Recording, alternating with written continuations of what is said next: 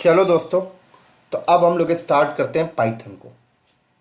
तो जैसे कि आप सबको पता है, पाइथन एक प्रोग्रामिंग लैंग्वेज है, राइट। तो यहाँ पे मैं टाइप भी कर देता हूँ। पाइथन क्या है, सब लोग क्या समझते हैं पाइथन को? तो पाइथन है क्या? एक प्रोग्रामिंग लैंग्वेज, राइट। और अगर आप थोड़ा सा एक स्टेप और आगे निकले तो लोग पाइथन को क्या बोलते हैं? पाइथन इज जनरल पर्पस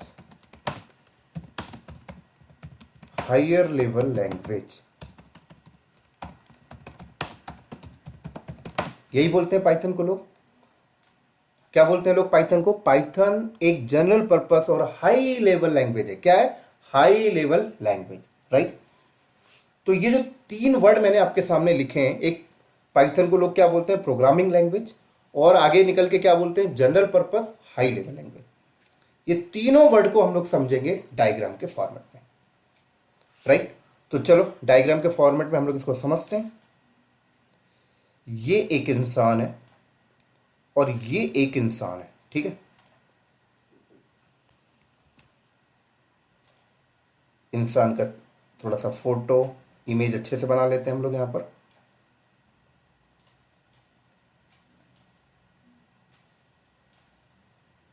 बस इतना चलेगा।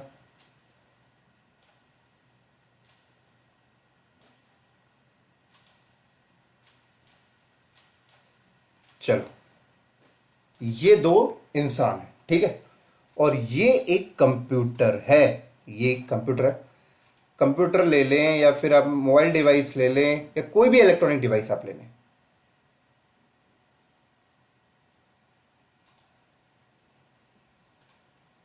ठीक है। चलो, अब अगर हम बात ये करते हैं कि ये दो इंसान, इंसान नंबर 1 और इंसान नंबर 2, अगर ये दो इंसान आपस में बात करना चाहते हैं तो इनको क्या रिक्वायरमेंट है? बेसिक क्या चाहिए?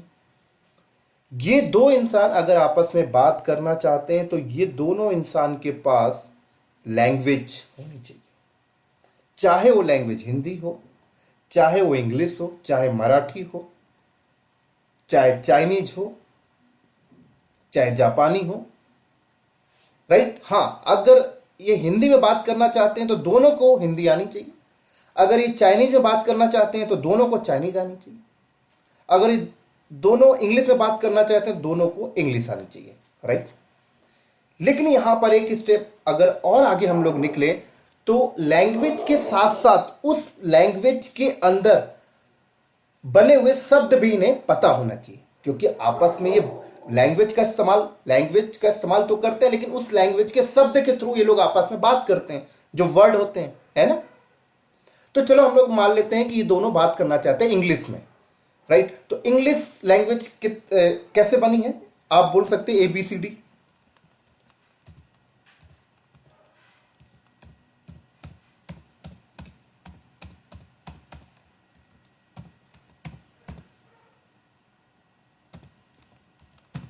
चलो, तो पूरी की पूरी इंग्लिश लैंग्वेज इतने ABCD 26 कैरेक्टर में ही बनी है।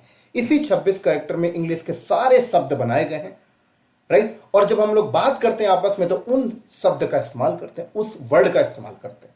तो अगर ये दोनों आपस में बात करना चाहते हैं, तो इंग्लिश में बात करना चाहते हैं, तो उस इंग्लिश के वर्ड भी इनके पास होना चाहिए, ठीक है। चलो मान लीजिए दोनों के पास वर्ड है, दोनों को इंग्लिश आती है, दोनों आपस में बात कर ली है, बहुत अच्छी बात है।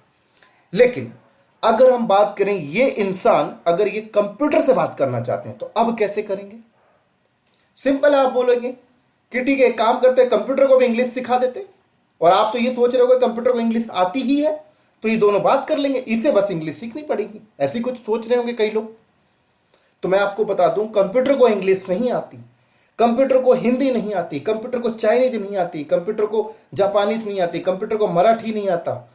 कंप्यूटर सिर्फ एक ही लैंग्वेज जानता है, 01 लैंग्वेज, बस। तो आप लोग सोच रहे होंगे ठीक है भाई, कंप्यूटर को सिखा देंगे। कंप्यूटर ये सब कुछ नहीं सीख सकता। कंप्यूटर सिर्फ 01 लैंग्वेज को जानता है और कोई लैंग्वेज वो नहीं जानता। अब कैसे बात करेगा भाई ये इंसान कंप्यूटर से? सिंपल है भाई, भगवान ने इंसान को इतना दिमाग दिया है कि कुछ भी सीख सकता है। तो कहा गया ये इंसान को बोल दो कि कंप्यूटर जो लैंग्वेज समझता है वो लैंग्वेज सीख ले, उस लैंग्वेज के शब्द सीख ले। तो ठीक है, ये इंसान ने उस लैंग्वेज को भी सीख लिया जो कंप्यूटर को समझ में आती है, 01, और उस 01 के सारे वर्ड भी सीख लिया जिससे वो कंप्यूटर से बात करता है। चलो मान लेते हैं कि ये इंसान को 01 लैंग्वेज आ गई, अब ये कंप्यूटर से बात कर रहा है। कैसे बात करेगा ये समझो। तो मान लो अगर ये इंसान कंप्यूटर से बात करना चाहता है और अगर कंप्यूटर को बोलना चाहता है ए, क्या कंप्यूटर को ए बोलना चाहता है, तो ये ए नहीं बोलेगा, ये कंप्यूटर को ए बोलेगा कैसे? कंप्यूटर की भाषा में। और कंप्यूटर की भाषा क्या है? 01। तो 01 की भाषा में ए बोलेगा। तो अगर 01 की भाषा में ए कैसे बोलेगा ये देखना चाहते हो तो गूगल में आओ और यहां पर लिखो बाइनरी कन्वर्टर।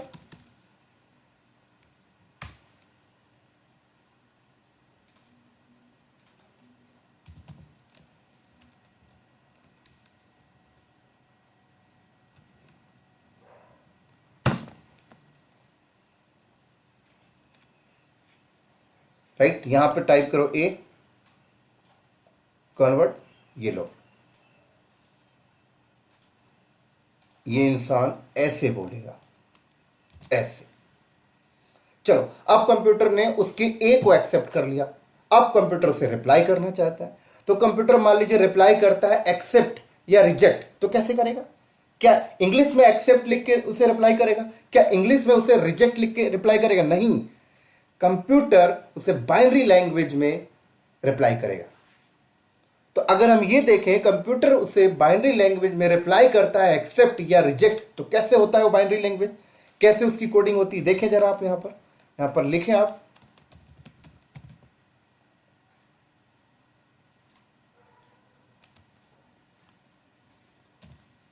कंप्यूटर ने बोला, रिप्लाई किया उसे एक्सेप्टेड, तो देखो कुछ इस तरीके से रिप्लाई करेगा।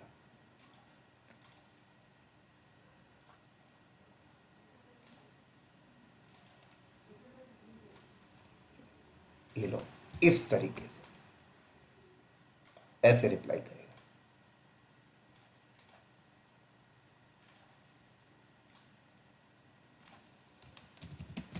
एक्सेप्टेड।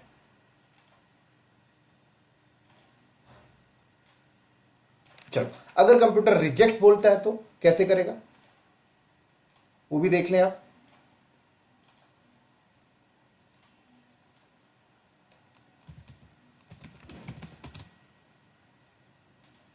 ये लो,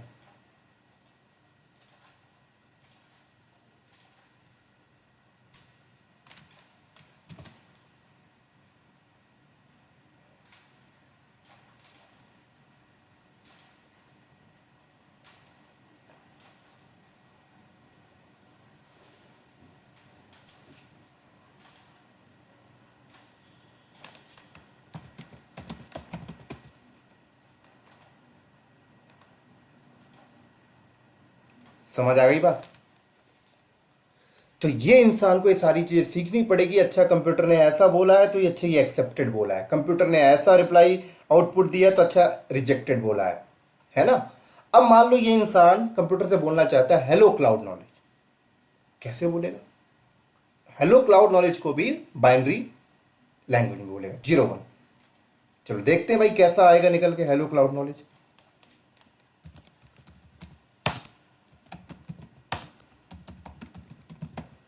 कन्वर्ट करो, ये लो कुछ इस तरीके से निकल के आया।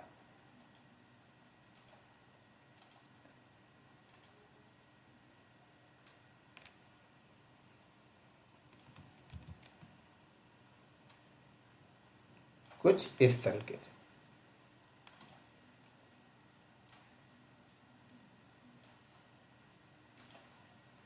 क्या लिखा है ये? हेलो, ये लिखा है ना। चलो अब थोड़ा सा और आगे बताता हूं। अब ये इंसान कंप्यूटर से क्या बोला? Hello cloud knowledge. कैसे लिखा? इस तरीके से। लेकिन ये जो लिखा है ना, ये जो इंसान ने, ये किसी फाइल में लिखा होगा, और ऐसे सिंपल तो नहीं लिखा होगा, कुछ सिंटेक्स भी यूज किया होगा, कॉमा, कर्ली ब्रैकेट, किसी फाइल के अंदर सारे सिंटेक्स के साथ इसे लिखा होगा। तो सारे सिंटेक्स के साथ ही फाइल के अंदर ये जो लिखा गया है, ये क्या है पता है? एक प्रकार से ये एक प्रकार से कंप्यूटर से बात करने के लिए इसने एक वर्ड तैयार किया।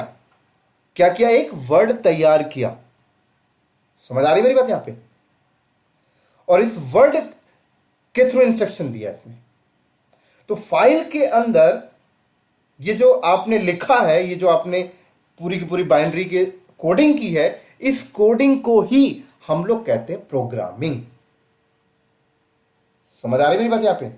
इस कोडिंग को ही हम लोग क्या कहते हैं? प्रोग्रामिंग। राइट? जिस तरीके से ये इंसान इस इंसान से जब बात करता है तो शब्द का इस्तेमाल करता है, और वो शब्द बनाई गई होगी, और शब्द के थ्रू इंस्ट्रक्शन पास कर रहा है ना। तो ऐसे ही हम जब ये इंसान जब कंप्यूटर से बात करता है तो वो क्या करता है? हेलो क्लाउड नॉलेज बोलना चाहता है तो एक फाइल के अंदर वो पूरी की पूरी कोडिंग करेगा अपना, उसकी पर्टिकुलर सिंटेक्स के तौर पे वो फाइल बनाएगा, उस फाइल के थ्रू कॉल करेगा, उसे इंस्ट्रक्शन पास करेगा। उसको कहते हैं हम लोग प्रोग्रामिंग। क्या कहते हैं? इसी को कहा जाता है कोडिंग। इसी को कहते हैं, पहले लोग कोडिंग कहते थे, अब लोग स्टैंडर्ड लैंग्वेज में प्रोग्रामिंग कहने लग गए। इसी को कहा जाता है प्रोग्रामिंग।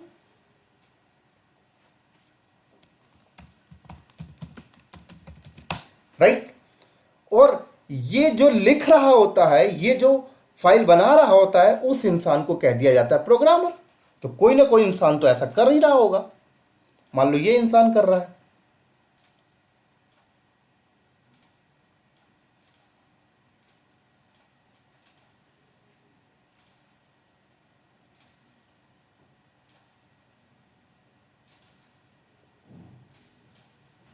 ठीक है, ये इंसान कर रहा है ये काम। तो इस इंसान को क्या कह दिया जाता है? प्रोग्रामर।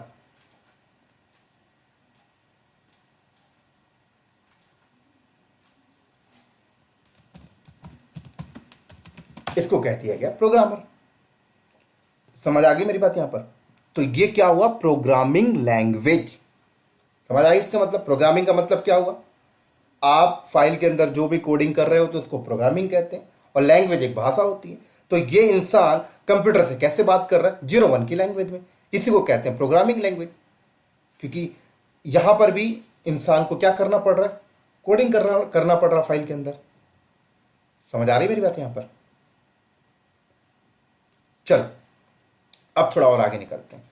अब अगर इस इंसान को कंप्यूटर से बड़े बड़े बात करने हैं, बड़े बड़े काम करवाने हैं, तो आप सोचिए इस इंसान को कितने बड़े लेवल पे ये बाइनरी लैंग्वेज में कोडिंग करनी पड़ेगी, कितने बड़े लेवल पे ये बाइनरी लैंग्वेज में उसे प्रोग्रामिंग करनी पड़ेगी। आप सोच भी नहीं सकते, इतने बड़े बड़े प्रोग्राम आजकल कंप्यूटर पे चलते हैं, है ना। और कंप्यूटर तो साफ साफ कहता है मुझे यार और कोई भाषा समझ में नहीं आती, मेरे को कुछ बुलवाना है तो ऐसे ही बोलो। समझ आ रही मेरी बात यहां पे? तो ये बहुत बड़ी समस्या थी लोगों के साथ, इंसानों के साथ। यार इंसान कब तक इतनी बड़ी बड़ी कोडिंग लिखता रहेगा? ऐसे तो परेशान हो जाएगा। तो इसका सलूशन क्या आया? इसका सलूशन आया कि इंसान को कंप्यूटर से बात करवाना है तो एक नई आर्टिफिशियल लैंग्वेज बनाई गई मार्केट में। वो आर्टिफिशियल लैंग्वेज क्या है? एक प्रकार से एक नई लैंग्वेज तैयार की गई कंप्यूटर से बात करने के लिए। उस लैंग्वेज को हम लोग कहते हैं असेंबली लैंग्वेज।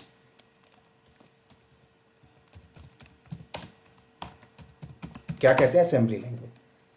तो अब कहा गया इंसानों को कि भाई तू कंप्यूटर से बात करना चाहता है तो तू काम कर, बाइनरी लैंग्वेज में मत लिख कोड, तू कोडिंग मत कर, तू असेंबली लैंग्वेज में कर। असेंबली लैंग्वेज थोड़ी सी तुझे इजी पड़ेगा। तो अगर ये इंसान कंप्यूटर से बोलना चाहता है हेलो क्लाउड नॉलेज, और असेंबली लैंग्वेज में कैसे बोलेगा? देखो इस तरीके से बोलेगा। कुछ अल्फाबेटिक आ जाएंगे यहां पर, ऐसे आगे जैसे फॉर एग्जांपल ये क्लाउड बोलना चाहता CLO 10, ये लो, ये एग्जांपल बता रहा हूं मैं आपको। नॉलेज बोलना चाहता है KNOW 101, ये लो, बस इतना। मतलब अल्फाबेटिक विथ न्यूमेरिक। तो कहीं ना कहीं इससे तो थोड़ा सा इजी पड़ा इंसानों को। तो इंसान ने बोला यार बाइनरी लैंग्वेज से तो थोड़ा सा इजी है, इसी में हम लोग कोडिंग कर लेंगे, इसी में हम लोग प्रोग्रामिंग कर लेंगे कंप्यूटर से बात करने के लिए। लेकिन कंप्यूटर भाई साहब तो कहते हैं यार मैं तो आपको आपके इस भाषा को भी नहीं समझता, मैं तो सिर्फ 0 1 को समझता हूं, अब क्या करें। तो असेंबली लैंग्वेज जिसने बनाई तो उसने एक कन्वर्टर आपको दिया, एक ट्रांसलेटर आपको दिया और कहा ट्रांसलेटर के थ्रू आप अपने इस असेंबली लैंग्वेज को कन्वर्ट कर लो बाइनरी लैंग्वेज में, फिर वो बाइनरी लैंग्वेज समझ जाया करेगा आपका कंप्यूटर। तो कन्वर्टर कौन है, बीच में यहां पर कन्वर्टर भाई साहब आ गए। तो जिसने असेंबली लैंग्वेज बनाया उसी ने कन्वर्टर भी बनाया, जिसको हम लोग कहते थे असेंबलर। समझ आ रही बात यहां पे। तो असेंबलर क्या करता है, आपकी असेंबली लैंग्वेज को कन्वर्ट करता है बाइनरी लैंग्वेज में, फिर उस बाइनरी लैंग्वेज वो आपके मशीन कंप्यूटर को समझ में आती है, और कंप्यूटर जब रिप्लाई करता है तो रिप्लाई वो डायरेक्ट इसको नहीं करता, वो असेंबलर को करता है, असेंबलर वापस कन्वर्ट करके आपको असेंबली लैंग्वेज में आउटपुट दिखा देता था। लेकिन कहीं ना कहीं इंसानों ने फिर बोला यार ये असेंबली लैंग्वेज भी हमें थोड़ा सा टफ पड़ने लग गया। इंसानों ने बोला या फिर बड़े बड़े साइंटिस्ट इसका सलूशन निकालते गए। तो अब आया मार्केट में हाई लेवल लैंग्वेज, तो बहुत ही इजी सिंटेक्स होता है उसका। क्या आया, हाई लेवल लैंग्वेज। तो अब इंसान अगर कंप्यूटर से बात करना चाहता है तो ना तो उसे बाइनरी लैंग्वेज में कोडिंग लिखने की जरूरत है, ना तो उसे असेंबली लैंग्वेज में कोडिंग लिखने की जरूरत है। अब इंसान अगर कंप्यूटर से बात करना चाहता है तो वो हाई लेवल लैंग्वेज में कोडिंग लिखता है। तो हाई लेवल लैंग्वेज को समझते हैं थोड़ा सा डिटेल्स में।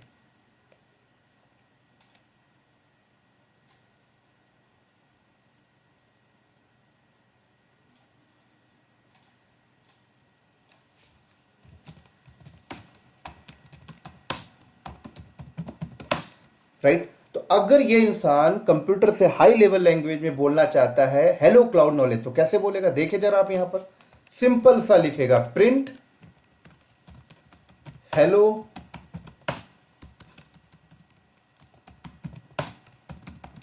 क्लाउड नॉलेज, बात खत्म बस। देखो कितना इजी सिंटेक्स है, पूरा same to same English, human readable, human को बहुत जल्दी रीड आ रहा है, सिंटेक्स बहुत इजी है। तो अब कहा जाता है कि इंसान अगर कंप्यूटर से बात करना चाहता है तो हाई लेवल लैंग्वेज में लिखे। लेकिन समस्या वही आ जाती है फिर से, कंप्यूटर भाई साहब कहते हैं कि मुझे तो ये सब समझ में नहीं आता, मुझे तो आपकी असेंबली समझ में नहीं आई, तो आपकी ये क्या समझ में आएगा भाई, ये तो पूरा प्लेन टेक्स्ट है, ये तो पूरा ह्यूमन रीडेबल है, मैं तो 0 1 को समझता हूं। तो हाई लेवल लैंग्वेज जब आया मार्केट में तो हाई लेवल लैंग्वेज ने भी अपना कन्वर्टर लाया, अपना ट्रांसलेटर लाया, क्योंकि बिना ट्रांसलेटर के गेम तो चलता ही नहीं है। यहां पर असेंबली आई तो ट्रांसलेटर आया, तभी तो हुआ काम, क्योंकि मशीन भाई साहब तो 0 1 ही समझते हैं। तो यहां हाई लेवल लैंग्वेज का ट्रांसलेटर कौन है, हाई लेवल लैंग्वेज का ट्रांसलेटर है कंपाइलर। आप सबको पता है, जो बंदे प्रोग्रामिंग बैकग्राउंड से होंगे उन्हें पता है। तो बीच में आएगा कंपाइलर।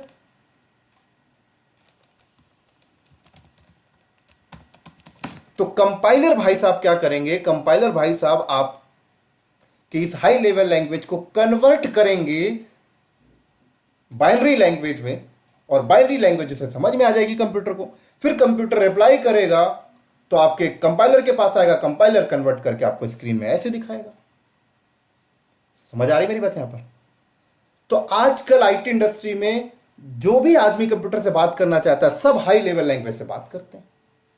अब वो हाई लेवल लैंग्वेज कौन कौन से होते हैं बताता हूं थोड़ा सा, उससे पहले आप यहां पर समझें कि प्रोग्रामिंग लैंग्वेज कितने टाइप के होते हैं। तो यहां पे हम लोग पहले समझते हैं types of programming language.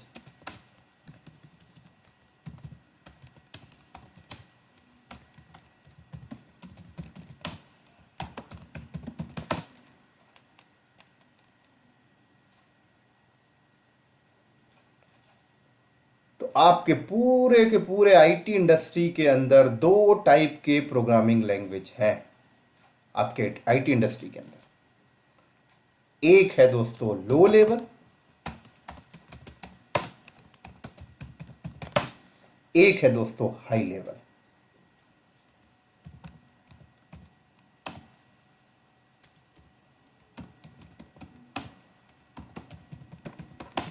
Right. एक आपका लो लेवल, एक आपका हाई लेवल। लो लेवल का मतलब क्या हुआ?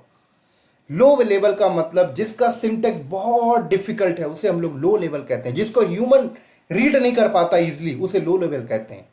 और हाई लेवल जिसको ह्यूमन रीड करता है इजिली, सिंटेक्स वाइज बहुत इजी है, उसे कहते हैं हाई लेवल।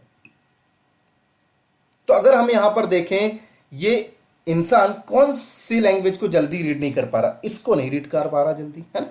इसको जल्दी से रीड नहीं कर पाता। तो ये असेंबली और मशीन, ये बाइनरी लैंग्वेज, ये सारे आते हैं लो लेवल में। तो अगर हम थोड़ा सा और आगे जाए, लो लेवल के अंदर भी दो टाइप के हैं। कौन कौन से? लो लेवल के अंदर भी आपके दो टाइप के मिलेंगे। एक मिलेगा आपका मशीन लैंग्वेज,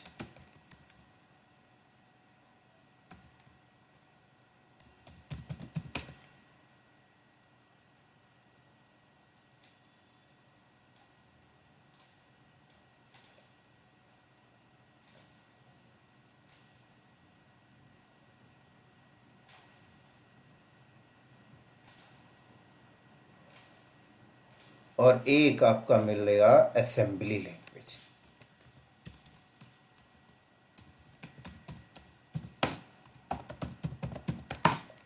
राइट। तो मशीन लैंग्वेज इसी को कहा जाता है, बाइनरी को ही मशीन लैंग्वेज भी बोलते हैं, 0 1 को ही मशीन लैंग्वेज बोलते हैं। तो लो लेवल लैंग्वेज के अंदर एक मशीन लैंग्वेज आता है, एक असेंबली लैंग्वेज आता है, क्योंकि दोनों ह्यूमन रीडेबल को रीड करने में इजी नहीं है।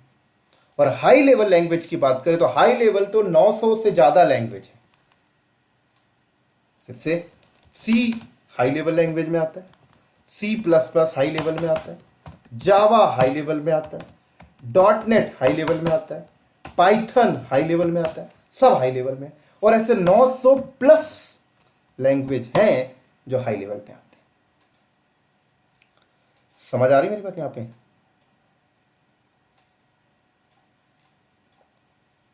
ये सब हाई लेवल में। तो हम लोग आजकल कंप्यूटर से हाई लेवल लैंग्वेज के थ्रू ही बात करते हैं।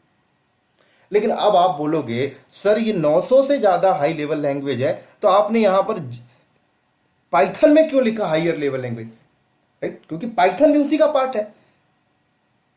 लेकिन पाइथन थोड़ा सा और अच्छा हाई लेवल समझो उसको। क्यों? समझाता हूं। देखो, अभी मैंने, ये इंसान कंप्यूटर से वो क्या बोलना चाहता था? Hello cloud knowledge. तो ये जो सिंटेक्स है ना, ये पाइथन का सिंटेक्स है। लेकिन अगर ये इंसान सी लैंग्वेज में कंप्यूटर से बोलना चाहता है हेलो क्लाउड नॉलेज, तो देखो कितना बड़ा सिंटेक्स बनेगा। देखो जरा, चलो गूगल में।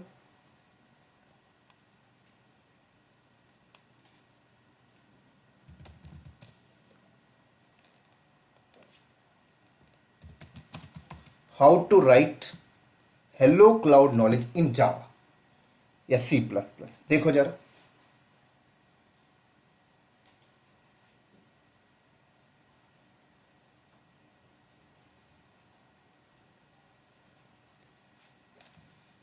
तो ये देखो,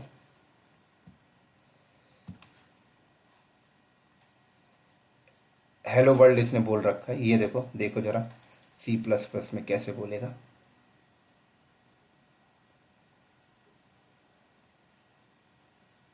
ये लो। तो अगर ये इंसान पाइथन हाई लेवल लैंग्वेज के थ्रू कंप्यूटर से हेलो क्लाउड नॉलेज बोलना चाहता है तो इतनी सिंपल सिंटेक्स में बोल देगा। लेकिन अगर सी में बोलना चाहता है तो कैसे बोलेगा? देखे जरा, सी में ऐसे से बोलना पड़ेगा। ये लो, एस, ये बड़ा सिंटेक्स में। और अगर जावा में बोलना चाहता है तो देखें जरा, जावा में भी है, सारे में ना, C++ में भी है। नीचे आते हैं,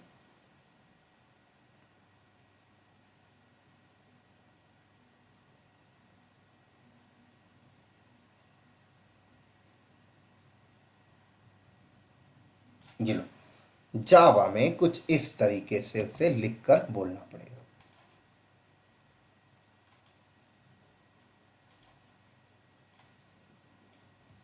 इस तरीके से उसे बोलना पड़ेगा।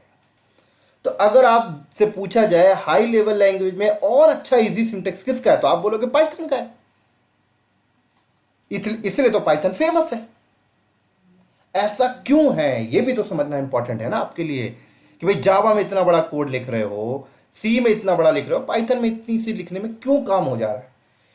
क्योंकि पाइथन को बनाने वाला जो फाउंडेशन टीम है, पीएसएफ, पाइथन सॉफ्टवेयर फाउंडेशन, वो टीम कहता है कि मेरे जो प्रोग्रामर होंगे ना, उस प्रोग्रामर को ज्यादा माथापच्ची मैंने नहीं करने दूंगा।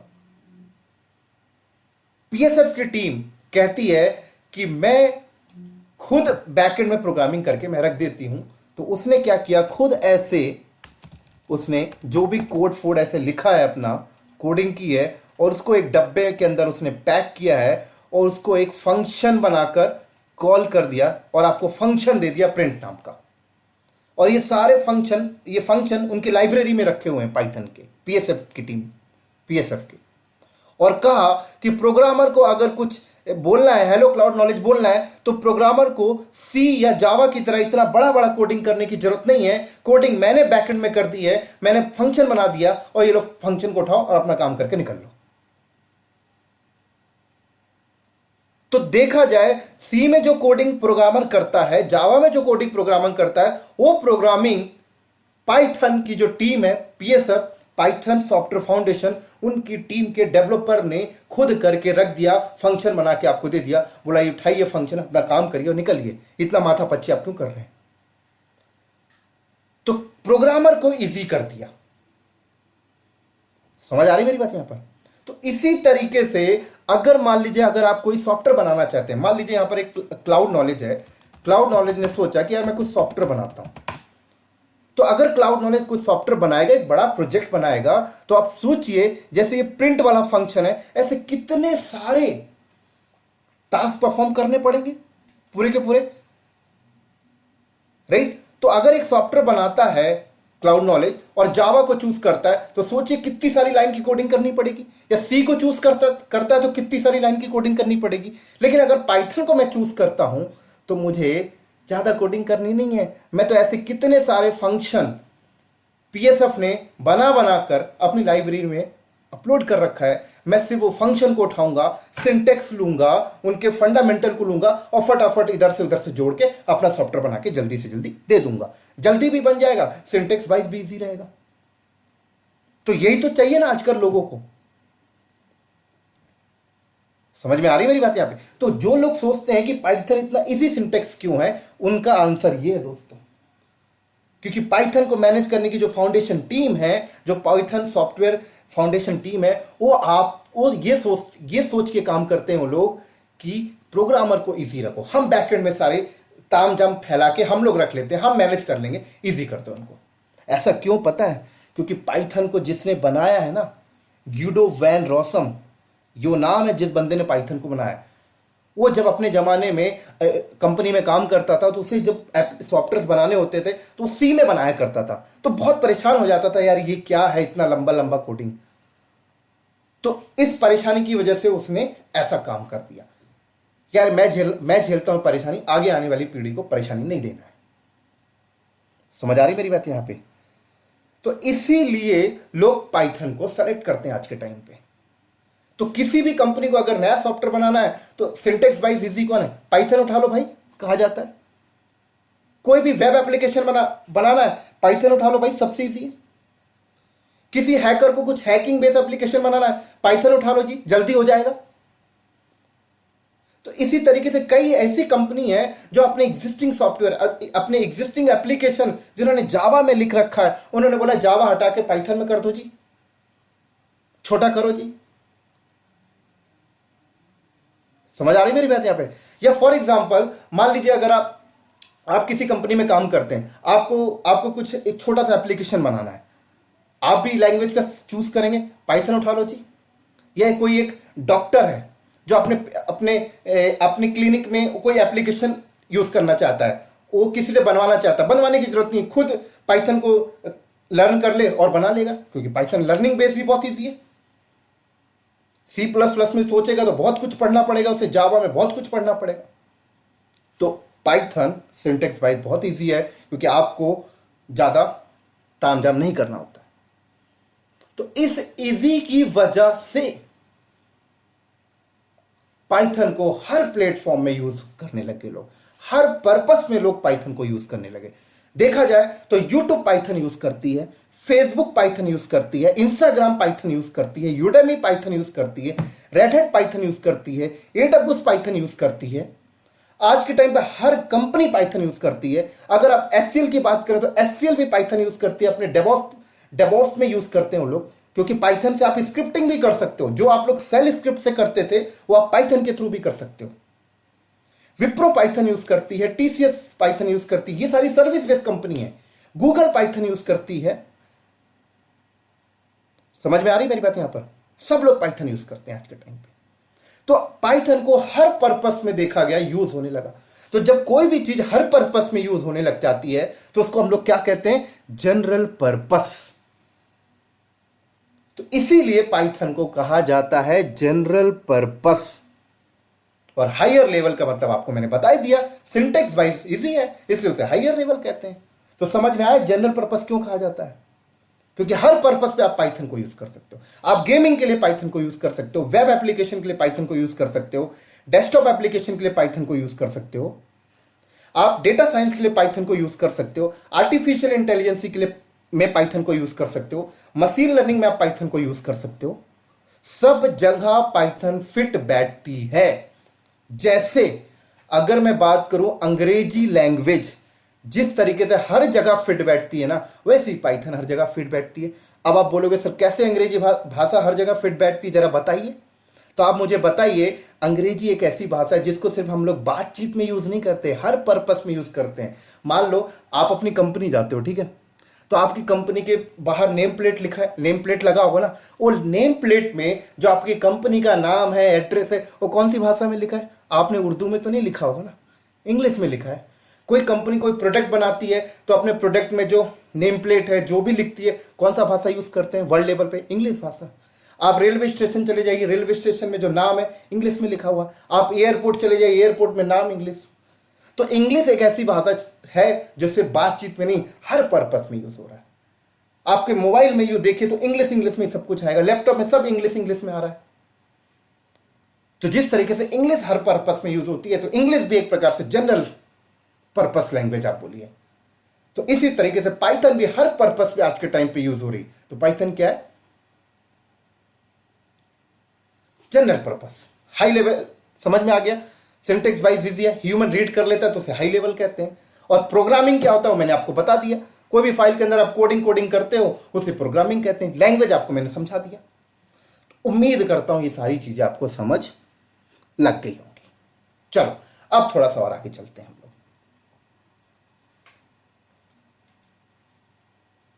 अब हम लोग यहां पे थोड़ा सा और आगे चलते हैं।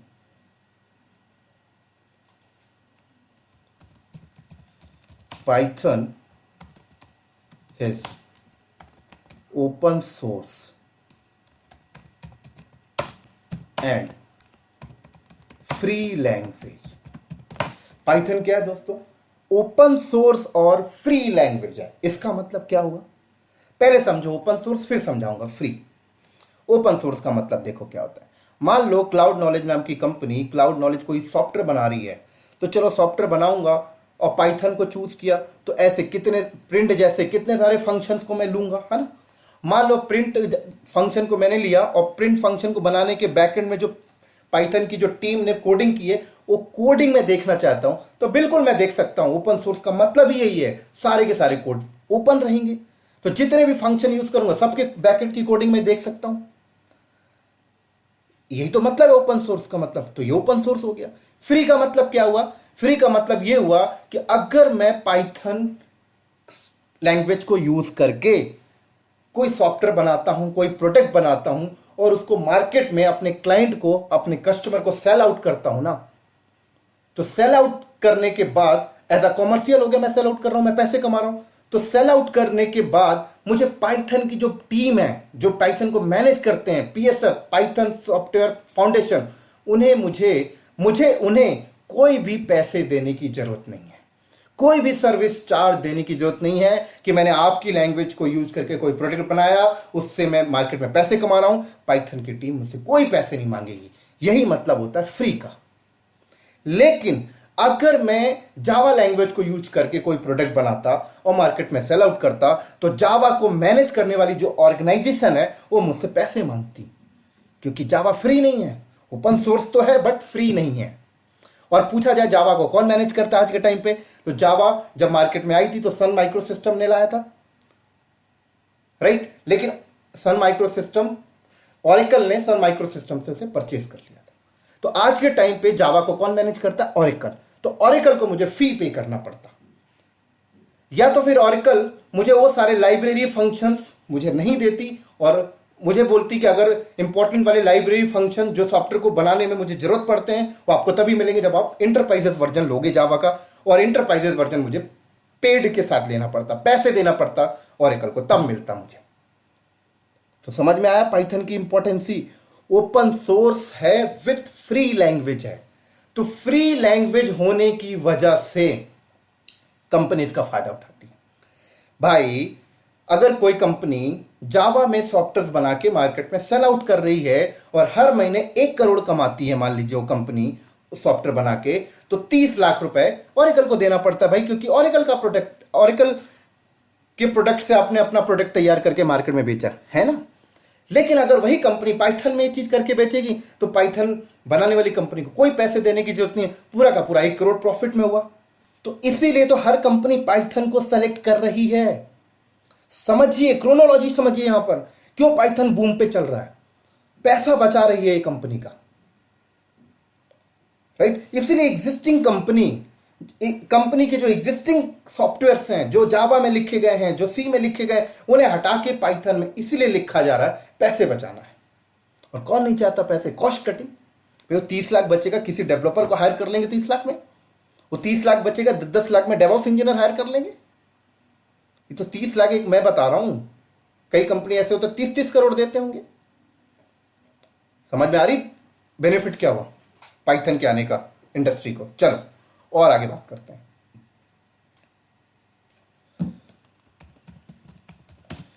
Python is cross platform language.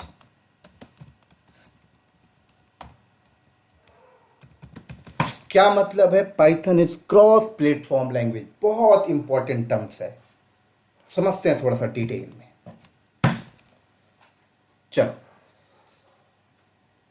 ये एक लैपटॉप है, ये एक लैपटॉप है, ये एक लैपटॉप है।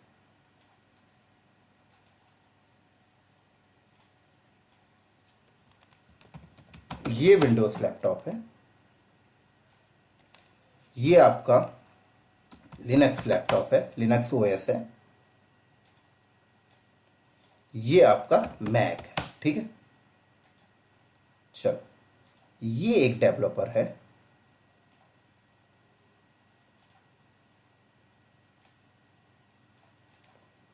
ये क्या है, एक डेवलपर है।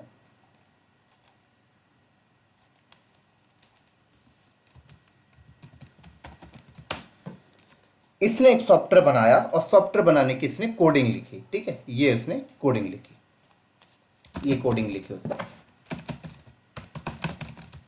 चलो, तो डेवलपर ने जो कोडिंग लिखी है, इस कोडिंग को हम लोग क्या बोलते हैं, बोलेंगे सोर्स कोड। क्या है दोस्तों, ये सोर्स कोड,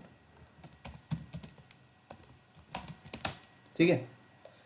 अब ये सोर्स कोड इसमें तो चलेगा नहीं, इसमें तो चलेगा नहीं, इसमें तो चलेगा नहीं, तो हमें क्या करना होता है, सोर्स कोड को कंपाइल करते हैं हम लोग, है ना। तो ये रहा कंपाइलर,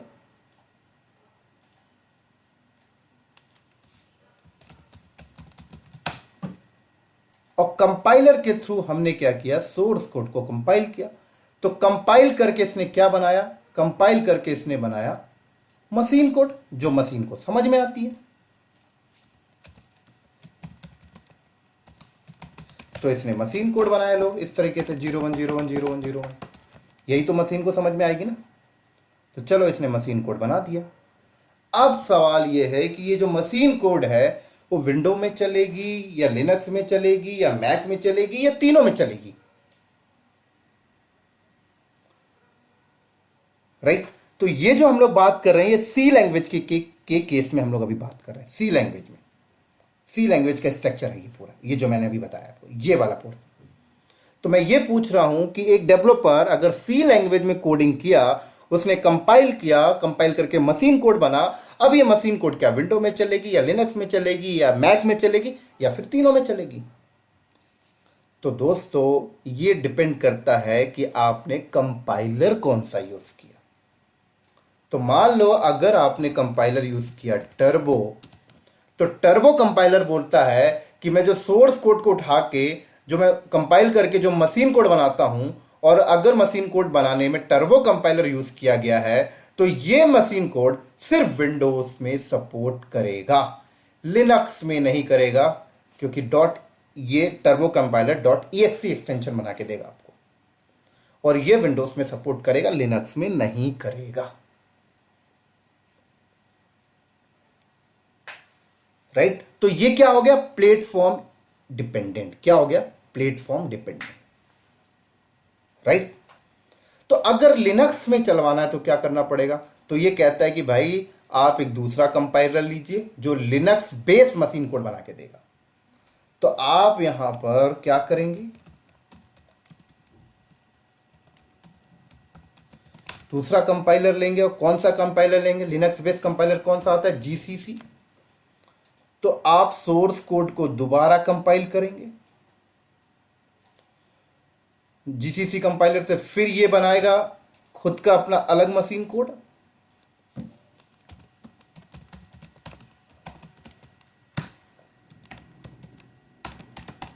ये अपना अलग बनाया, और ये मशीन कोड अब रन होगा लिनक्स में, ये मैक में भी नहीं होगा।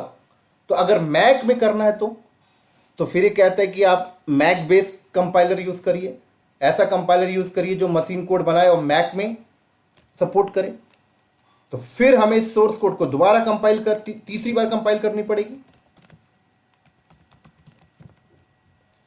और मैक बेस्ड कंपाइलर कौन सा आता है? LLVM, right. जो बंदे सी पढ़े हैं उन्हें पता ही चीज है।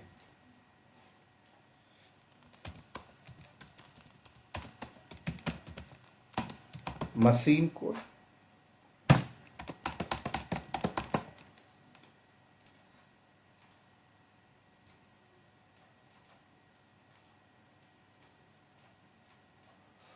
ये लो।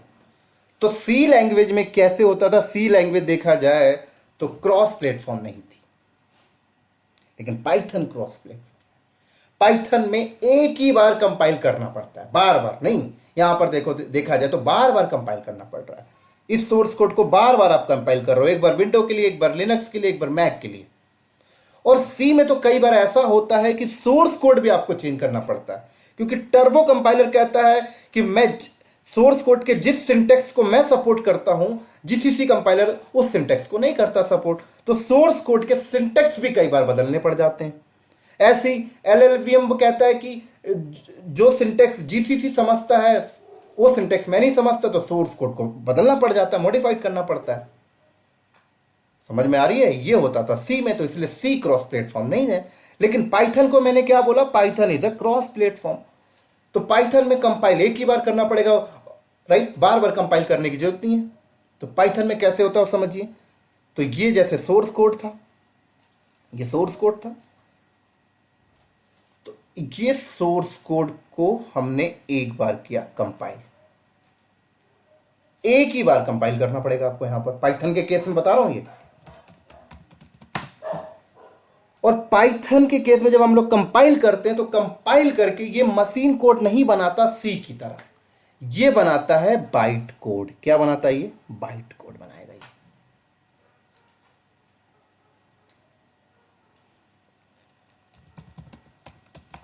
ये बनाएगा दोस्तों बाइट कोड। समझ आ रही है? ये क्या बनाएगा? Byte code. अब ये बाइट कोड आपका विंडोज में भी, लिनक्स में भी और मैक में भी चलेगा। तो पाइथन का कंपाइलर कंपाइल करके मशीन कोड नहीं बनाता, सी का कंपाइलर बना रहा है।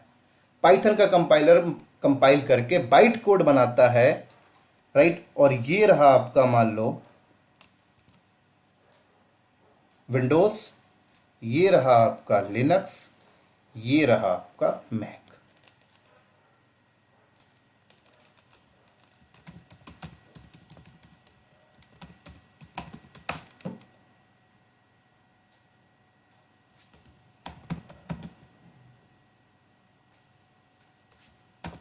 ये रहा आपका मैक, राइट। तो ये बाइट कोड आपका विंडोज में भी चलेगा, ये बाइट कोड लिनक्स में भी चलेगा, ये बाइट कोड मैक में भी चलेगा। लेकिन कैसे चलेगा ये भी समझना इंपॉर्टेंट है, राइट। क्योंकि बाइट कोड जो निकल के आता है वो बाइट कोड कुछ इस तरीके से निकल के आता है, जैसे ये बाइट कोड निकल के आया, ये देखो ये बाइट कोड निकल के आया। लेकिन आप बोलोगे सर ये बाइट कोड, अच्छा ये बाइट कोड है, तो ये बाइट कोड इसमें कैसे चलेगा? ये तो भाई मशीन कोड को समझता है। ये बाइट कोड इसमें कैसे चलेगा? तो मशीन कोड समझता है। ये कैसे चलेगा? तो मशीन कोड समझता है। यही तो आपके दिमाग में आएगा ना सवाल। बताता हूं कैसे। उसके लिए पाइथन की फाउंडेशन टीम ने बोला कि इस बाइट कोड को अगर आप इनमें चलाना चाहते हो तो आप एक काम करो, मैं एक सॉफ्टवेयर बना के तैयार किया मैंने। उस सॉफ्टवेयर का नाम है पीवीएम, पाइथन वर्चुअल मशीन। वो सॉफ्टवेयर पहले इन सिस्टम में डालो। विंडोज के लिए मैंने अलग अलग पीवीएम बनाया है, लिनक्स के लिए मैंने अलग पीवीएम बनाया, मैक के लिए मैंने अलग पीवीएम बनाया। तो पाइथन की टीम कहती है कि बाइट कोड को अगर इस पर चलवाना है तो पहले एक काम करो, इसमें पीवीएम डालो। तो चलो पीवीएम यहां पे इंस्टॉल किया गया, साइड में मिल जाता है। चलो मैं यहां पे ऊपर लिख रहा हूं थोड़ा समझाने के लिए। पीवीएम कहां डाला गया? इस मशीन के अंदर डाला गया, ठीक है। ये पीवीएम इंस्टॉल हो गया, मान लीजिए ये पीवीएम इसमें इंस्टॉल हो गया। तो अब पाइथन की टीम कहती है कि इस बाइट कोड को लेके आइए और इस बाइट कोड को अब इसके अंदर रन करिए। तो जब बाइट कोड को इसके अंदर रन करेंगे तो इसके अंदर जो पीवीएम पड़ा हुआ है, राइट, इसके अंदर जो पीवीएम पड़ा हुआ है वो पीवीएम क्या करेगा? आपके बाइट कोड को उठाएगा और अब वो बनाएगा मशीन कोड। उस बाइट कोड का बनाएगा मशीन कोड। समझ में आ रही है? तो पीवीएम यहां पर बाइट कोड को उठाता है और मशीन कोड बनाता है बाइट कोड का, और वो मशीन कोड फिर आपकी मशीन को आ जाएगी समझ में। समझ आ रही मेरी बात यहां पे? और फिर ये मशीन कोड इसको समझ में आ जाएगी। ऐसे ही अगर ये बाइट कोड आपको इस लिनक्स में चलाना है तो पाइथन की टीम कहती है कि एक काम करो, फिर आप लिनक्स सपोर्टेड मैंने पीवीएम बना रखा है, वो पीवीएम को उठा के लाइए और इस लिनक्स में इंस्टॉल करिए। और जब आप इंस्टॉल कर देंगे तो फिर इस बाइट कोड को इस मशीन में आप रन करेंगे तो इसके अंदर लिनक्स बेस्ड पीवीएम पड़ा हुआ है, वो पीवीएम बाइट कोड को उठा के मशीन कोड में कन्वर्ट कर देगा और फिर वो मशीन कोड इसको समझ में आ जाएगी। यहां पर ऐसा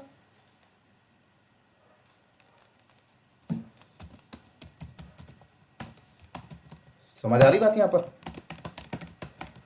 फिर ये इसे समझ लग जाएगी। और ऐसे मैक में चलवाना है तो यही बाइट कोड को आप उठा के लाइए और मैक बेस मैंने पीवीएम बना रखा है, तो मैक बेस पीवीएम को आप यहां पे इंस्टॉल करिए। फिर मैक बेस पीवीएम क्या करेगा? बाइट कोड को उठा के मशीन कोड में कन्वर्ट करेगा जो मैक पे सपोर्ट कर जाएगा। फिर ये बना देगा आपका मशीन कोड।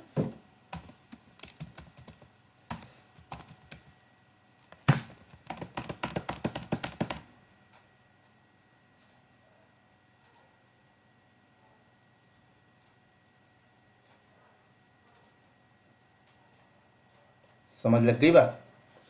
तो यहां पर क्या हुआ देखो, यहां पर पाइथन में एक ही बार कंपाइल करना पड़ा, वो बाइट कोड सब में चल रहा है। कंपाइल आपको बार बार नहीं करना पड़ा, डेवलपर को ज्यादा बर्डन नहीं आया यहां पर। ये तो खास बात है पाइथन की,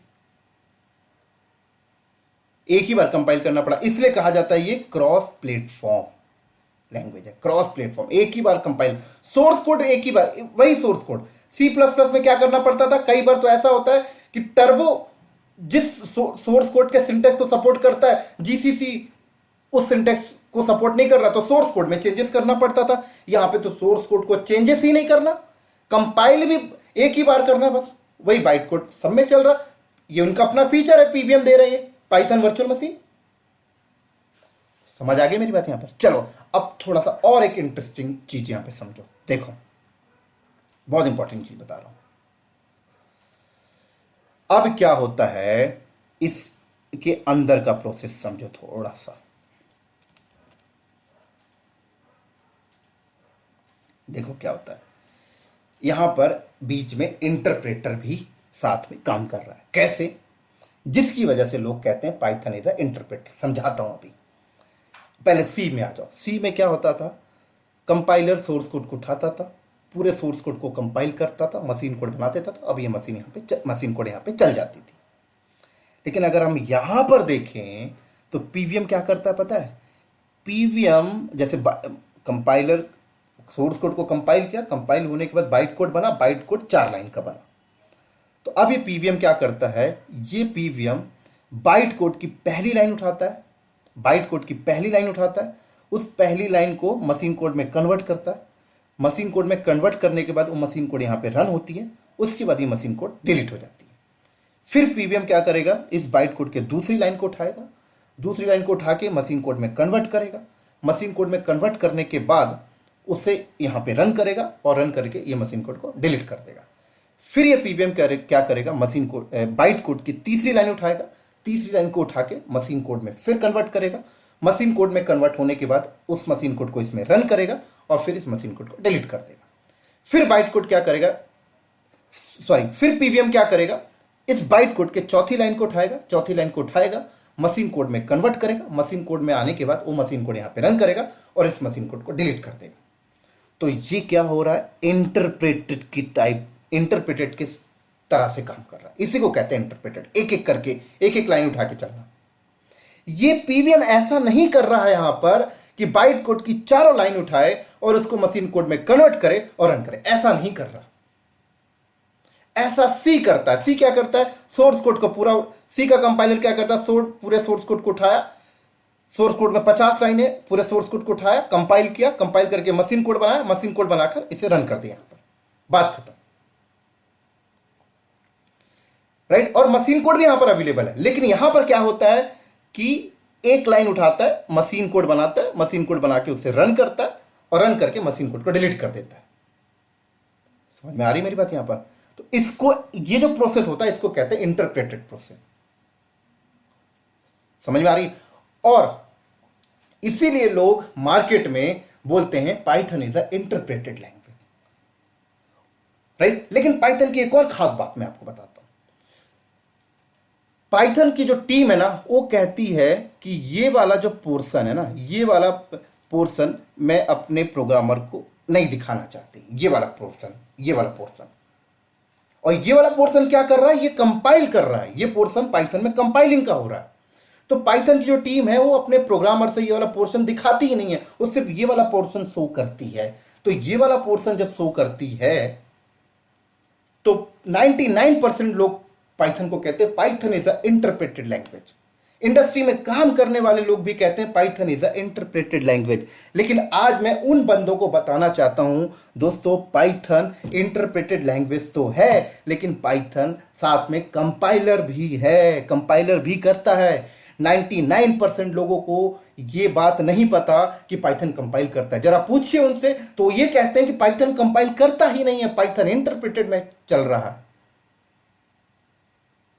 मैंने ऐसे ऐसे बंदों से बात की है जिन्हें अभी पूरा पाइथन में वो काम भी कर रहे हैं इंडस्ट्री के अंदर, लेकिन उन्हें अभी ये नहीं पता कि पाइथन कंपाइल भी करता है। वो ये कहते हैं कि सर पाइथन सिर्फ इंटरप्रेट करता है। अरे दोस्तों, पाइथन कहती है कि मैं अपने कस्टमर से ये पार्ट छुपा के रखती हूं, लेकिन मेरा कस्टमर चाहे तो ये कंपाइलर के प्रोसेस को देख भी सकता है।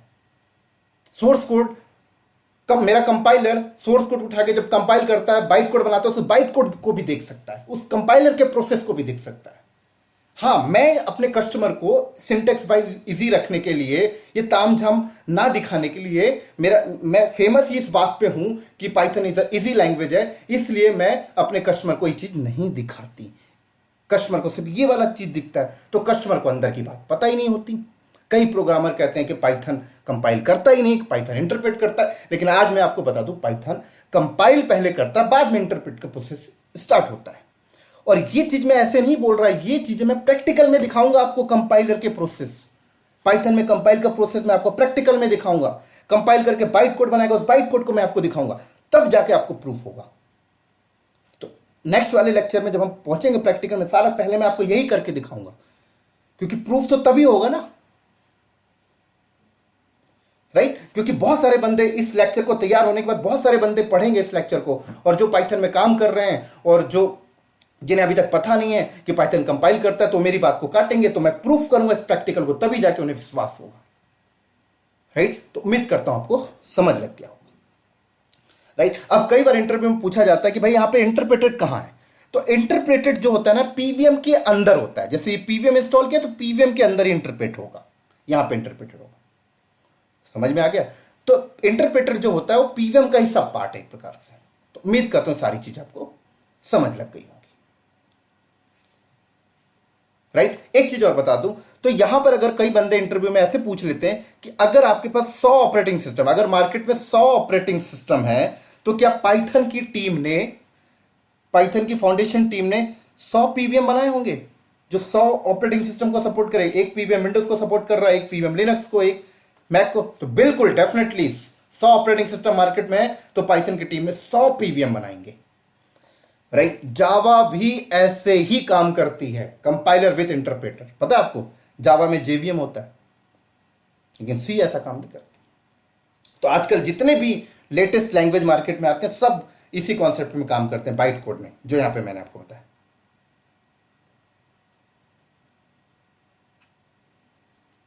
राइट? उम्मीद करता हूं दोस्तों समझ लग गई होगी। चलो अब थोड़ा सा और आगे चलते हैं, अब बात करते हैं आगे। Python is extensible language.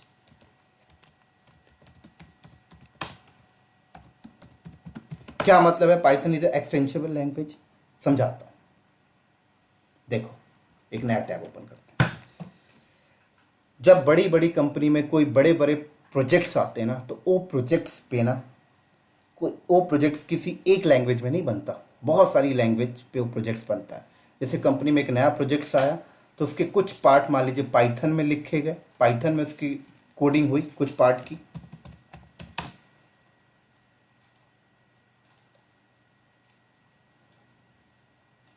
Right? कुछ पार्ट की कोडिंग जैसे जावा में हो गई, कुछ पार्ट की कोडिंग मान लीजिए सी में हो गई,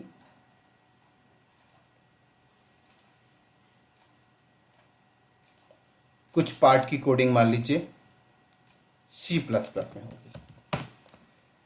तो अब एक प्रोजेक्ट में 4 लैंग्वेज हो गई, राइट? तो अब मेरे को यहाँ पर पाइथन को कोड को कॉल कराना पड़ेगा जावा पे, पाइथन के कोड को मुझे सी पे, राइट? तो Python as a primary language use कर रहा हूं मैं, और ये तीनों as a secondary language use कर रहा हूं।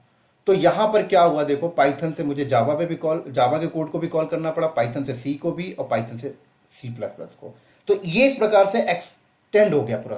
तो इसको हम लोग कहते हैं एक्सटेंसिबल लैंग्वेज।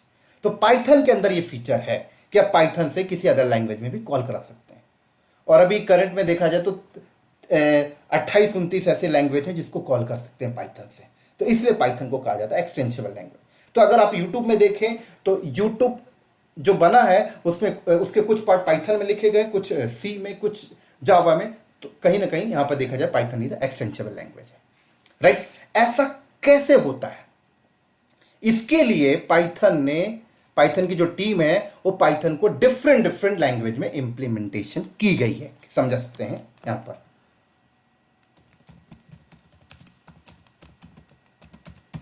पाइथन इंप्लीमेंटेशन के बारे में।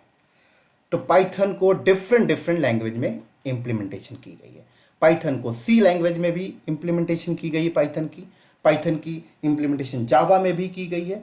पाइथन की इंप्लीमेंटेशन आप देखा जाए यहां पर तो C++ में भी की गई है। पाइथन की इंप्लीमेंटेशन अगर हम बात करें तो यहां पर .NET में भी की गई है, राइट? तो पाइथन की इंप्लीमेंटेशन डिफरेंट डिफरेंट लैंग्वेज में की गई है। तो एक बार पहले ये समझो कि लैंग्वेज की इंप्लीमेंटेशन होती कैसे, पहले तो एक बार ये समझ में आए, तब आप लोग, क्योंकि आपके दिमाग में डाउट होगा कि सर आप कैसे बात करें, पाइथन को सी में भी लिखी गई, जावा में लिखी गई, क्यों लिखी गई सी में, जब पाइथन को सी में ही लिखी गई तो हम सी ही यूज करते हैं, कई लोग ऐसा बोलते हैं। समझाता हूं, देखो क्या होता है। जैसे सी लैंग्वेज जब बनी मार्केट में, तो सी लैंग्वेज के सिंटेक्स बहुत लेंदी है, सी लैंग्वेज के सिंटेक्स बहुत लेंदी हैं। तो पाइथन को डेवलप करने वाला जो डेवलपर है, जो बंदा है ग्यूडो वैन रॉसम, उसको पसंद नहीं आया सी। तो उसने क्या किया, सी लैंग्वेज को उठाया और कोडिंग करना स्टार्ट कर दिया। ये फटाफट उसने कोडिंग की, कोडिंग करके उसने क्या किया, इस कोड को डब्बे में पैक किया और एक फंक्शन से कॉल करा दिया। ये लो भाई, प्रिंट नाम का फंक्शन, ये प्रिंट नाम का फंक्शन से कॉल करा दिया। तो ऐसे ही उस बंदे ने बहुत सारी कोडिंग की और बहुत सारे फंक्शन के साथ उसने कॉल करा दिया, और उन सारे फंक्शन को ले जाके रख दिया कहां, अपनी लाइब्रेरी बनाया, उस लाइब्रेरी में रख दिया और ऐसे कंपाइलर बना लिया। और लोगों को कहा कि यार आप ना आपको कुछ सॉफ्टवेयर बनाना है, अच्छा अब आपको ना सी में इतनी सारी कोडिंग करने की जरूरत नहीं है, मैंने कोडिंग कर करके फंक्शन बना दिए, आप ये फंक्शन उठाइए, मेरे सिंटेक्स को फॉलो करिए, मेरे मैथमेटिकल को फॉलो करिए, और ये लीजिए मैंने एक आपको नई लैंग्वेज बना के दे दी। समझ में आई? ऐसी तो लैंग्वेज बनती है भाई। एक बात बताओ, आपको हिंदी आती है, मुझे हिंदी आती है, आप और मैं दोनों साइबर क्राइम में ज्वाइन कर लिए, मान लीजिए सीबीआई में ज्वाइन कर लिया। अब आप सीबीआई में जब ज्वाइन कर लेते हो और जब आप ड्यूटी पीरियड में होते हो, तो आपको पता है सीबीआई की लैंग्वेज अलग होती है, मतलब वो आप लोग ना कोड वर्ड में बात करते हैं, वो कोड वर्ड भी हिंदी ही रहेगा लेकिन वो अलग तरीके से। जैसे वो पानी को पानी नहीं बोलेंगे, पानी को बोलेंगे दूध, और आप उनका कोड वर्ड अलग हो गया। तो उन्होंने अपनी एक लैंग्वेज तैयार की, कहां से तैयार की, बेस क्या, हिंदी। तो ऐसे ही पाइथन के जो डेवलपर है, उन्होंने सी लैंग्वेज को ही मॉडिफाइड कर करके, सी लैंग्वेज में ही कोडिंग कर करके और फंक्शन बना बना के, वो फंक्शन को लाइब्रेरी में रख के अपना कंपाइलर बना के हमें दे दिया, बोला कुछ भी काम करना है, सॉफ्टवेयर बनाना है, ये बहुत सारे फंक्शन मैंने बना रखे हैं, ये उठाइए और अपना काम मेरे मैथमेटिकल, मेरे सिंटेक्स के तौर पे फॉलो करके ले जाइए। तो ये एक लैंग्वेज, ऐसी तो लैंग्वेज बनती है। तो ऐसे ही पाइथन को सी में भी डेवलप किया गया, पाइथन को जावा में भी डेवलप किया गया। ऐसा क्यों किया गया? ऐसा किया गया तभी तो पाइथन एक्सटेंसिबल का फीचर प्रोवाइड करती है। समझ आ रही मेरी बात यहां पे? तो पाइथन को देखा जाए, पाइथन के इंप्लीमेंटेशन तो 26, 27, 28 इंप्लीमेंटेशन है पाइथन के। जैसे एक आपको है सी पाइथन, जाइथन,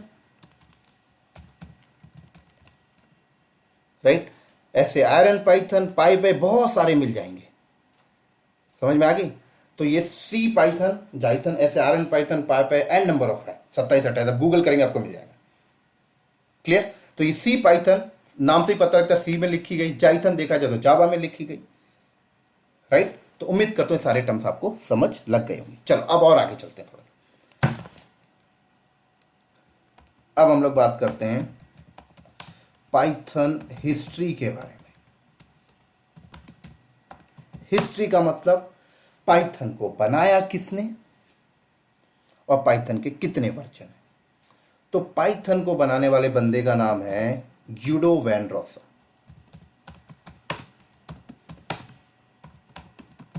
राइट।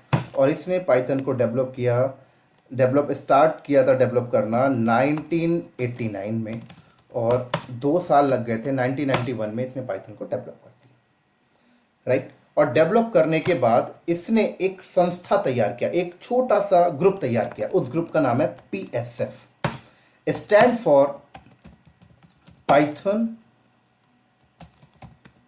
Software foundation. और ये संस्था और ग्यूडो वैन रॉसम भी इसी संस्था में काम कर रहे हैं अभी, और ये पाइथन के पूरे वर्जन को रिलीज करते हैं, राइट। और इतने सारे इंप्लीमेंटेशन में PSF जो मैनेज करती है, PSF जो वर्जन लॉन्च करती है, वो सी पाइथन, मतलब PSF सी पाइथन को मैनेज करती है। बाकी अदर इंप्लीमेंटेशन को अलग अलग ऑर्गेनाइजेशन है, क्योंकि ओपन सोर्स है, लोगों ने उठा के मैनेज किया। तो अगर आपसे कोई इंटरव्यू पूछता है कि इतने सारे इंप्लीमेंटेशन में PSF किसको मैनेज करे, PSF सी पाइथन को मैनेज करे। तो जो भी PSF नए वर्जन लाती है, जो भी फीचर्स चेंज करती है, वो सी पाइथन में करती है, बाकी जितने भी इंप्लीमेंटेशन है उनको फॉलो करते रहते हैं। समझ आ गई मेरी बात यहाँ पे? चलो, तो अगर हम देखें कितने सारे इंप्लीमेंटेशन, कितने वर्जन्स हैं पाइथन के, सी पाइथन के, तो आप गूगल कर सकते हैं यहाँ पर।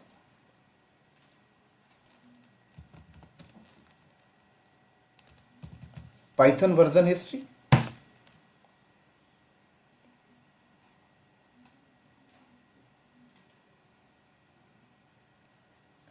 तो देख सकते हैं इतने सारे पाइथन के वर्जन हैं, देख सकते हैं, देख सकते हैं,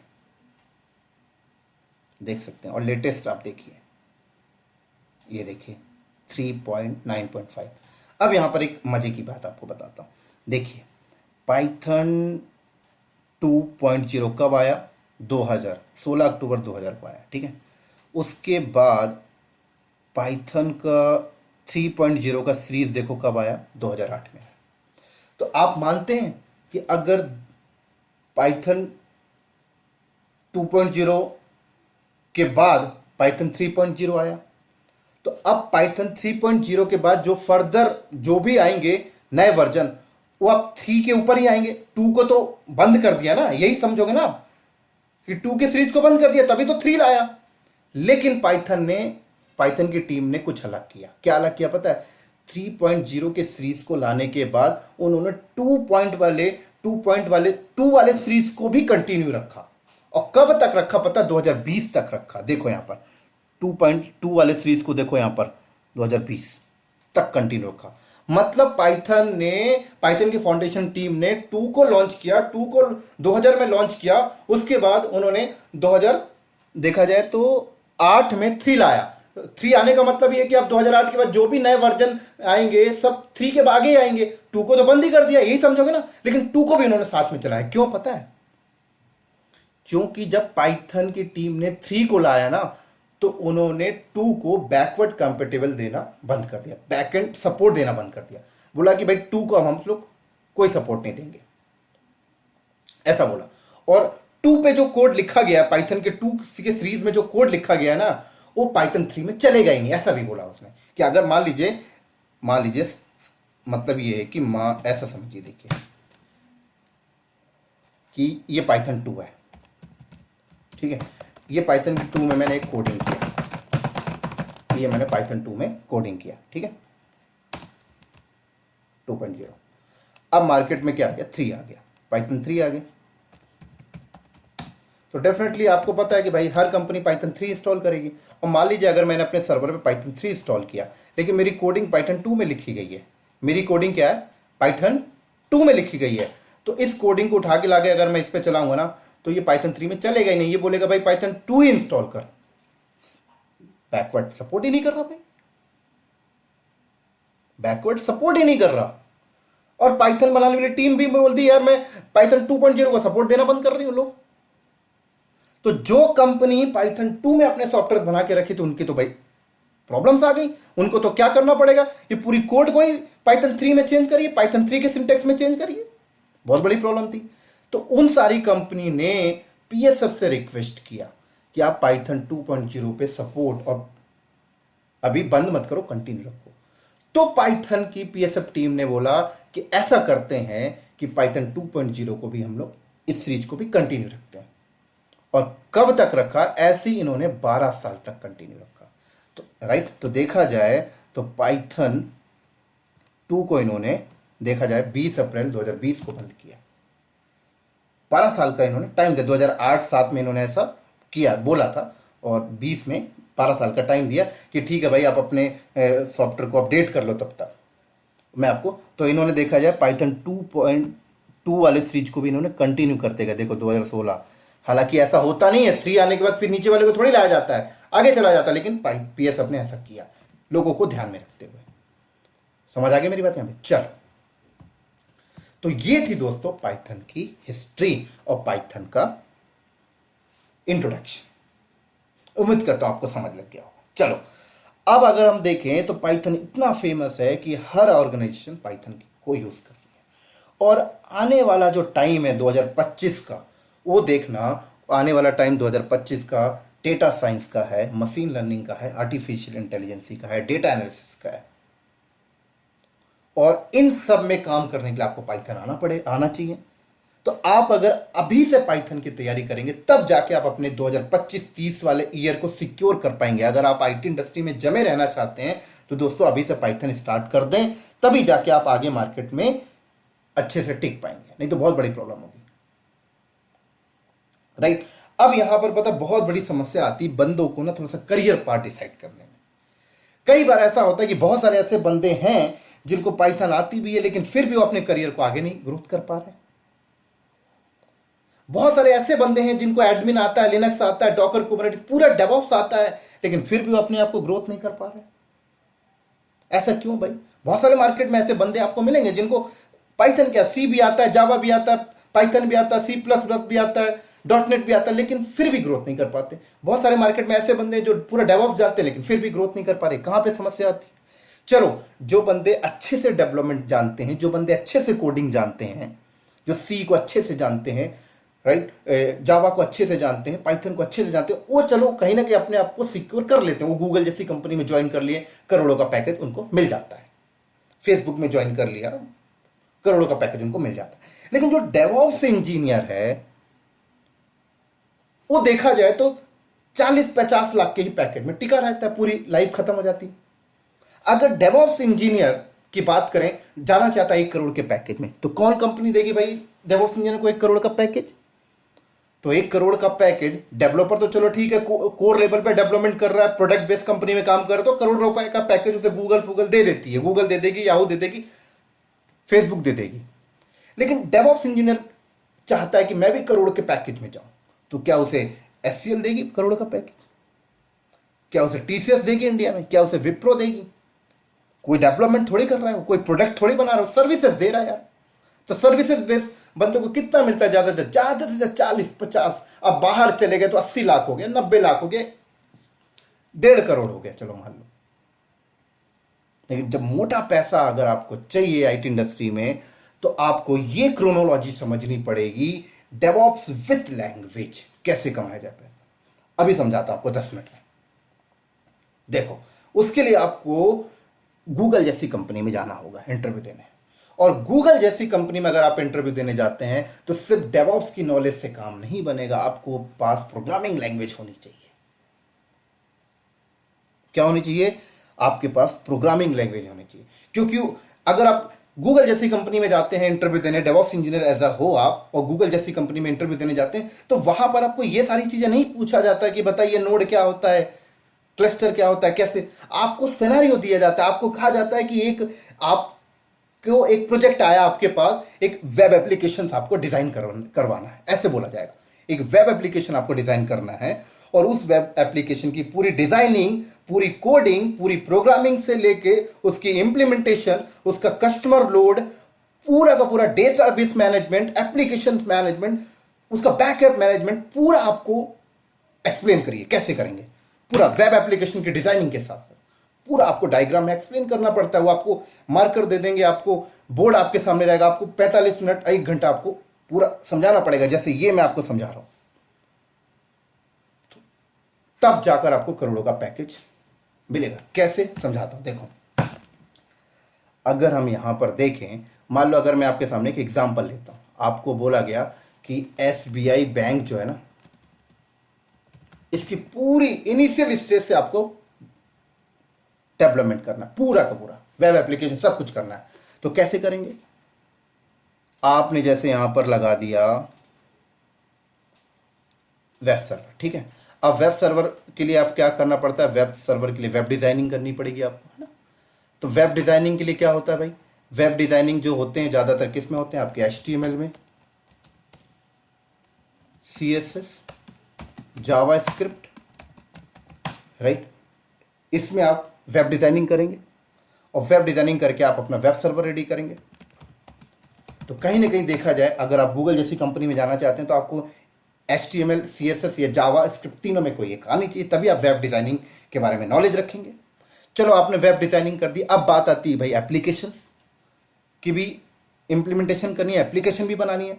तो एप्लीकेशन बना दिया आपने, चलो एप्लीकेशन किस लैंग्वेज में बनेगी? अब ये भी पूछा जाएगा आपसे, पूछा नहीं, बनवाया भी जाएगा आपसे। तो चलो ठीक है, एप्लीकेशन बनाने के लिए आप यूज कर लिया आपने, पाइथन यूज कर लो, चलो जावा यूज कर लो, कोर जावा, सी यूज कर लो, C++ यूज कर लो, .NET यूज कर लो एप्लीकेशन बनाने के लिए। एप्लीकेशन बनाया और आपने अपनी एप्लीकेशन इस सर्वर पे रन कर दिया। तो ये हो गया आपका वेब सर्वर, ये हो गया आपका एप्लीकेशन सर्वर। अब बोला गया डेटाबेस मैनेजमेंट भी आपको करना है, तो आप डेटाबेस मैनेजमेंट भी लो भाई, डेटाबेस की भी डिजाइनिंग करो। ये डेटाबेस रहा। अब डेटाबेस आप कौन सा यूज कर रहे हो, ऑरेकल का, माई सिक्वल का, सिक्वल का, जो भी आपको यूज करना है। यहाँ पे डेटाबेस की भी फिर आपको नॉलेज होनी चाहिए, डेटाबेस मैनेजमेंट की। चलो मैंने ऑरेकल का यूज कर लिया।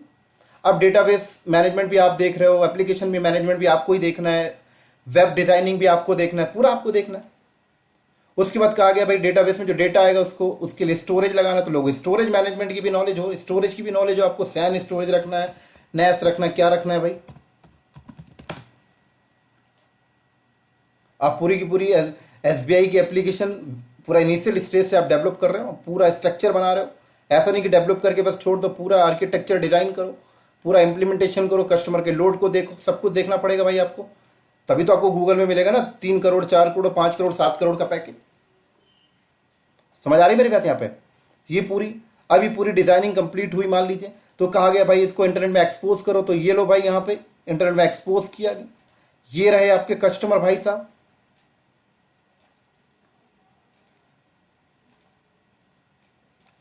ये कस्टमर है। ये मैं एक छोटा सा ओवरव्यू दे रहा हूं आपको, किस तरीके से अपने आप को मजबूत करना है बड़ी कंपनी में जाने के लिए। सिर्फ डेवऑप्स की नॉलेज या सिर्फ प्रोग्रामिंग लैंग्वेज की नॉलेज से काम नहीं चलने वाला, आप ध्यान रखना। तो ये कस्टमर आएगा, ये अपना वेब सर्वर पे आया, ये एप्लीकेशन, ये डेटाबेस, सारा डिजाइनिंग आपने की। अब बात ऐसी आती है भाई एप्लीकेशन सर्वर पे जो एप्लीकेशन आपने बना के इंस्टॉल किया उसको अपग्रेड करना है। तो अपग्रेड करने के लिए ये भाई आपका कंप्यूटर, आप ही डेवलपर हो, अभी अभी के लिए आप ही डेवलपर हो। ये अच्छा आता है तो आपकी टीम डेवलपमेंट कर रही होगी, तो ये डेवलपर हो आप। चलो तो आप तो अपने सिस्टम में कोडिंग फोडिंग कर लोगे। कोडिंग करने के बाद उसको कैसे यहाँ तक लेके जाया जाए, तो उसके लिए कंपनी बोलेगी भाई, कंपनी को आपको बताना पड़ेगा। कंपनी कुछ नहीं बोलने वाली, वो आपको पूरा एक्सप्लेन करना है कि यहाँ पे मैं गिट यूज कर लूंगा, गिटहब यूज कर लूंगा, source code management, GitHub use कर लूंगा। गिटहब यूज करने के बाद मैंने यहाँ पे जेनकिंस यूज कर लिया लो भाई कंपाइलिंग के लिए, जेनकिंस यहाँ पे यूज कर लिया मैंने।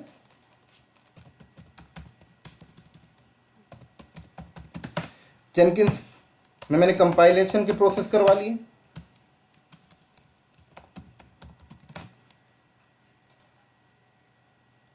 राइट। कंपाइलेशन प्रोसेस होने के बाद ये लो भाई यहाँ पे इंस्टॉल कर दिया। तो ये जो प्रोसेस हो गया ये आपका CI/CD हो गया, एक प्रकार से CI/CD हो गया, तो डेवऑप्स के पार्ट हो गए।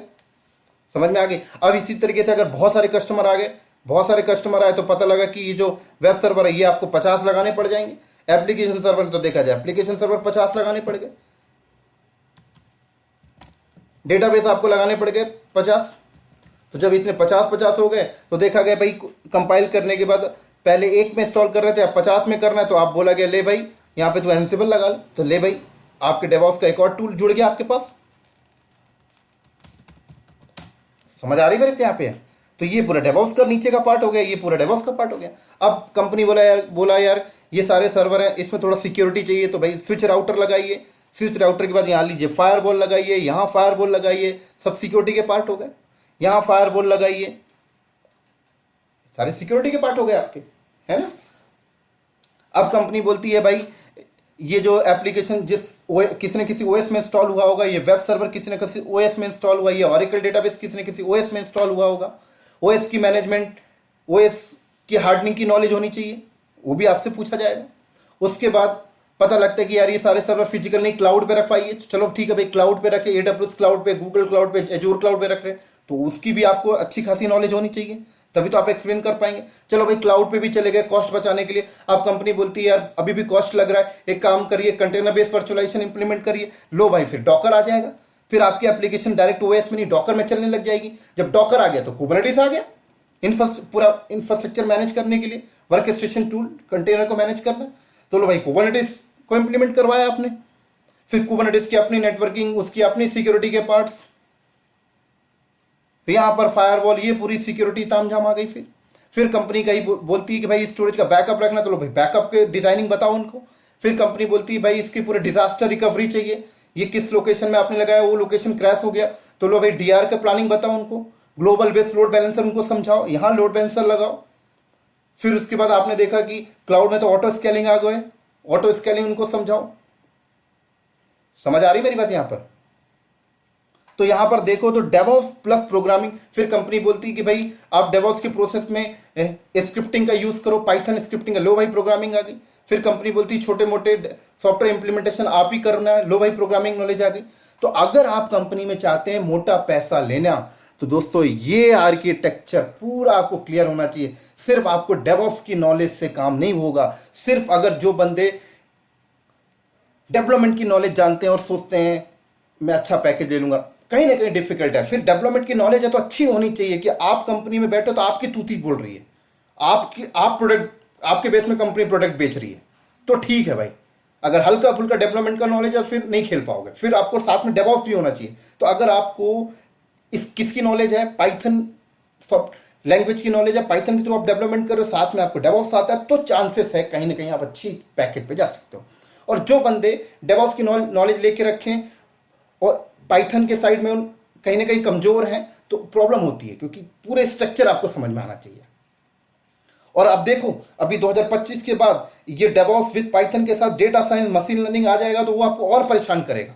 तो अगर आप अभी से तैयारी नहीं करोगे तो बहुत बड़े मारे जाओगे। क्या कहावत है ना, you have to be take umbrella before rain, बारिश के पहले आपको छाता लेनी पड़ेगी दोस्तों। जैसे आपको पता है ना 2012-13 में जो बंदे एडब्ल्यूएस को अच्छे से लर्न कर लिए थे ना, वो आज एडब्ल्यूएस में 20-20, 25-25 लाख के पैकेज में काम कर रहे हैं। अब 2018-20 में आके एडब्ल्यूएस सीखे हो तो मार खा रहे हो। 2020 अगर आप देखा जाए, अभी अगर आप 2020-21 में डेवॉप्स को सीख लेते हो तो ठीक है। अब 2025 में पहुंच के आप डेवॉप्स सीख रहे होगे, जब तक मशीन लर्निंग आ चुका होगा, तो क्या मतलब? अभी आप ये जो 2021-22 चल रहा है इसमें पूरा डेवॉप्स खत्म करिए और पाइथन को सीख लीजिए। पाइथन सीख लीजिए, अपना पाइथन की स्क्रिप्टिंग सीख लीजिए, पाइथन के थ्रू आप डेवॉप्स में काम करने लग जाइए। 2025 तक में जब आपका डेटा साइंस मशीन लर्निंग आएगा, स्विच कर जाइए डेटा साइंस मशीन लर्निंग के साइड। पाइथन तो आता ही ना, क्योंकि सारी चीजें पाइथन बेस पे हैं। ऐसा नहीं हो सकता कि सीधे मशीन लर्निंग सीख लो, आप सीख ही नहीं पाओगे, क्योंकि बहुत से काम पाइथन बेस में है, पाइथन सीखना पड़ेगा। समझ आ रही मेरी बात यहाँ पे? तो चलो, तो अब बात करते हैं कि मैं यहाँ पे पाइथन को किस लेवल पे डिलीवर करूंगा आपके साथ। तो दोस्तों पाइथन को सबसे पहले मैं कोर लेवल पे डिलीवर करूंगा, पूरा बेसिक। जैसे मैंने अभी आपको बताया, पूरा डेवलपमेंट में आपको ऐसा फील होगा कि यार मैं डेवलपर बन चुका हूं। इस लेवल में मैं पाइथन को स्टार्ट करूंगा।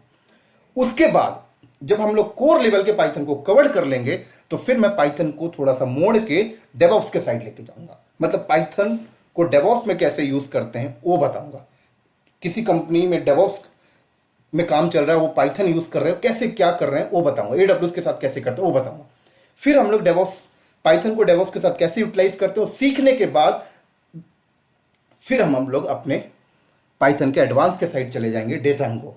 फिर हम लोग डिजाइंगो में देखेंगे कैसे पाइथन के एडवांस में वेब एप्लीकेशंस वगैरह कैसे बनाते हैं। ये हम लोग सीख लेंगे 22-23 तक, 24 तक सीख लेंगे, सन 2024 तक। फिर जब 25 आएगा तो हम लोग अपने ट्रैक पे आ जाएंगे, जो हमारा फ्यूचर है, machine learning, artificial data analysis, इस साइड चलेंगे। और 2035 तक यही चलने वाला है। और ये गूगल कंपनी का बोला गया है। गूगल कंपनी ने बोला है कि पाइथन एक ऐसी लैंग्वेज है जो आने वाले इंडस्ट्री में कहीं ना कहीं 15 से 20 साल रहेगी। तो सोच लें पाइथन की इंपॉर्टेंसी। तो उम्मीद करता हूं सारी चीजें आपको समझ लग गई होंगी। इसी के साथ साथ इस वीडियो को मैं करता हूं यहीं पे स्टॉप। अगले वीडियो में हम लोग मिलेंगे पाइथन के प्रैक्टिकल के साथ।